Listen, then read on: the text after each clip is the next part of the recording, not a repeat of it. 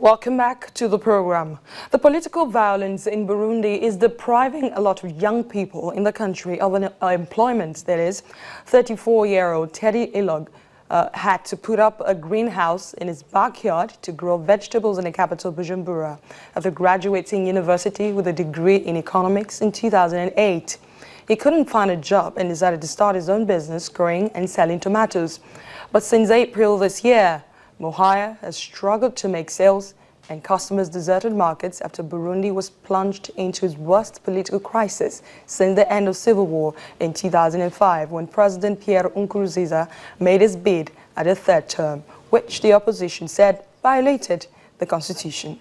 Nkurunziza's bid was successful, but dozens have been killed and the violence has continued since his re-election on July the 2nd this year. With a sluggish economy and increased cost of living, many weary Burundians like Mohaya say they are uncertain of the future and feel abandoned by their leader. Edward Onsanya is washing barley grain as the first step in the production of fodder to feed his cattle. Onsanya is a farmer living in Transnosia County, 380 kilometers north.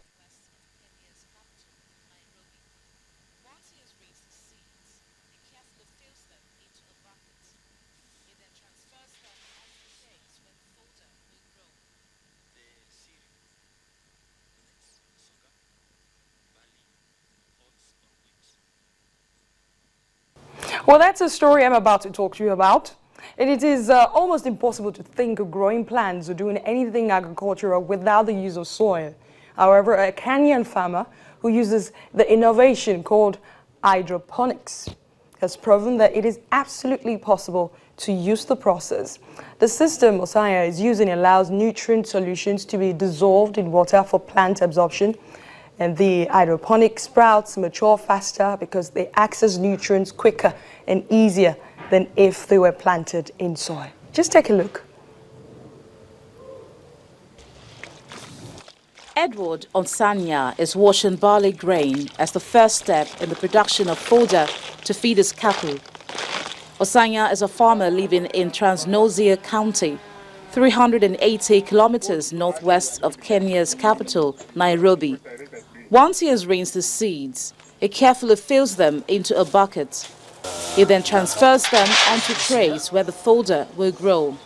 The cereal, whether it's sorghum, barley, oats or wheat, could be carrying pathogens with it. On the commitment made by heads of state and government in 2005 to the early reform of the Security Council. It is unacceptable and unjustifiable that more than 1 billion people in the African continent are still excluded as permanent members of the key decision-making structure of the United Nations Security Council. Self-determination and independence are intrinsic and fundamental rights that should be enjoyed by all peoples everywhere without distinction. We are deeply concerned by the continued denial of this basic right to the Sahrawi people. We urge the United Nations to expeditiously finalize what must be done to conclude the decolonization of the Western Sahara.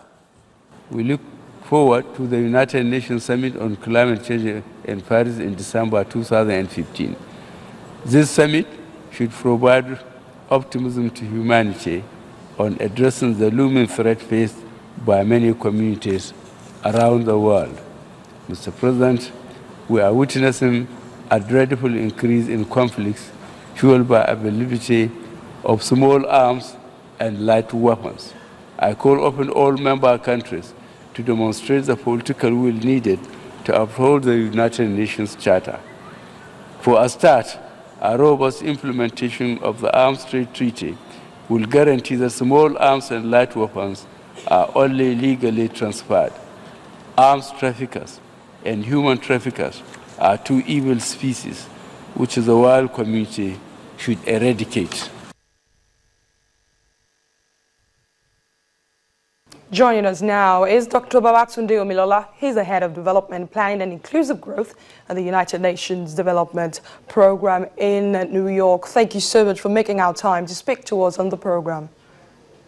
Thank you for having me. Before I go into those powerful speeches by the African leaders who were present at the 70th UN General Assembly yesterday, let me quickly ask you about what happened. The crisis in CAR was obviously so bad yesterday that interim President Samba Panza had to rush out of the meeting at the UN yesterday. What does this spell for the future of the embattled country?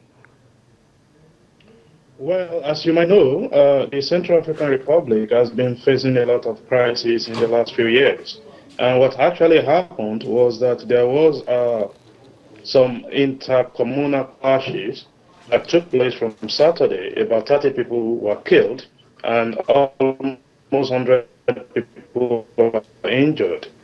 These clashes started when a Muslim man in that country was killed, and then some Muslims retaliated against a Christian community.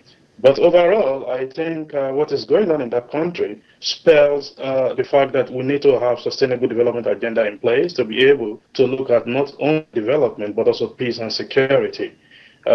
What happened made the interim president of that country, who has been heading a transitional government in the country since January 2014, to quickly return back to the country. Election is being prepared in that country for October 18, but from what has been happening recently, that election might be postponed. I mean, this is a very tragic incident as CAR is trying to transition into an orderly government. But Bangui is also a city protected by UN peacekeepers. Are you aware of any emergency measures in place to help interim President Panza stabilize our embattled country? Yes, of course. The UN forces are there in Bangui, and they have been protecting that part of the world and also the entire Central African Republic to curb crisis, to stop the conflict, and they will continue to do that for as long as possible. And I think what we have to prevent is a military takeover in that country, or what we call military hijack of the current political situation in the country. That we have to prevent, and the UN forces are up to the task to prevent that. Now let me take you to this next one here. African leaders who spoke at the assembly, as you must have heard from their tracks, appear to have spoken clearly on what Africa needs at this time. What do you make of their speeches? I think a lot of us have been extremely impressed by African leaders by speaking out this time around, by being very passionate about what is going on in the world and what is going on in Africa, and by trying to basically deal with the issue of inequality between Africa and the rest of the world. In particular, I was very impressed when President Buhari spoke yesterday, as well as President Zuma. I was in the hall and I listened to them very carefully. And one thing that one can make out of this is that despite the fact that we have recorded significant global poverty reduction around the world, most of the poor people are still in sub-Saharan Africa. Let me give you some statistics very quickly. Between 1990 and 2010, 700 million were taken out of poverty globally. Most of these people are from Asia Pacific. But when you really look at Africa itself, between that 1990 and 2010, poverty only reduced from 52.5% of Africans to around 47.5% of Africans. So which means we have a lot of work to do if you want to end poverty by 2030. And most of this work would happen in Africa. Yes, the same thing when you look at people that are facing situation of hunger. Many of them are also still in Africa. But I think African leaders, they have spoken their mind in terms of the constitution of the Security Council, that we should have an African country as a That exactly is my next question. Absolutely.